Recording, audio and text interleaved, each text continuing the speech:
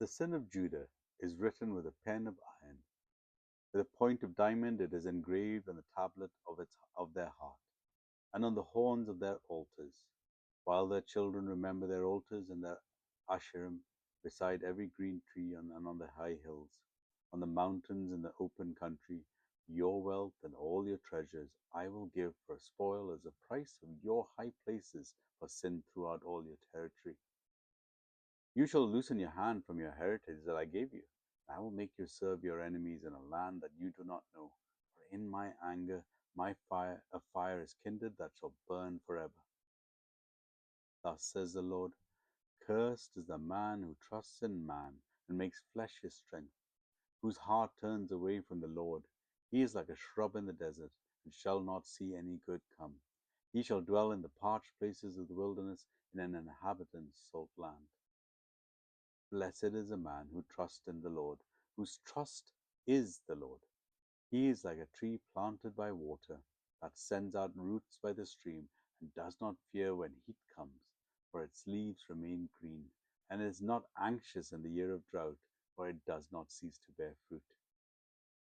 The heart is deceitful above all things, and desperately sick.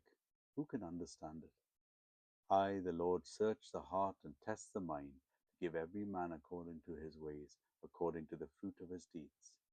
Like the partridge that gathers a brood that she did not hatch, so is he who gets riches but not by justice. In the midst of his days they will leave him, and at his end he will be a fool. A glorious throne set on high from the beginning is the place of our sanctuary, O Lord, the hope of Israel. All who forsake you shall be put to shame. Those who turn away from you shall be written in the earth, but they have forsaken the Lord, the fountain of living water. Heal me, O Lord, and I shall be healed.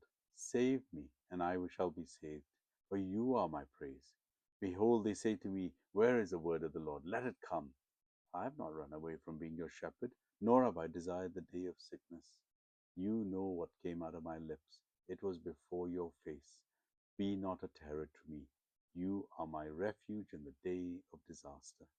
Let those who put to shame, let those be put to shame who persecute me, but let me not be put to shame. Let them be dismayed, but let me not be dismayed. Bring upon them the day of disaster. Destroy them with a double destruction.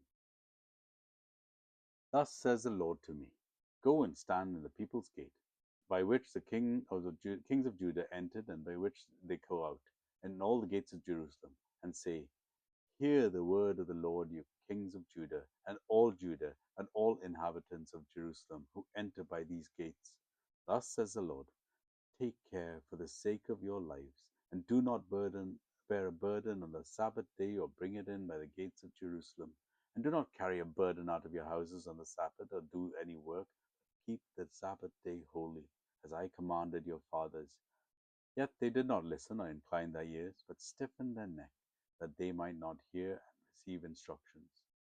But if you listen to me, declares the Lord, and bring in no burden by the gates of this city on the Sabbath day, but keep the Sabbath day holy, and do no work in it, then there shall enter by the gates of this city kings and princes who sit on the throne of David, riding in chariots and on horses, they and their officials, and the men of Judah and the inhabitants of Jerusalem.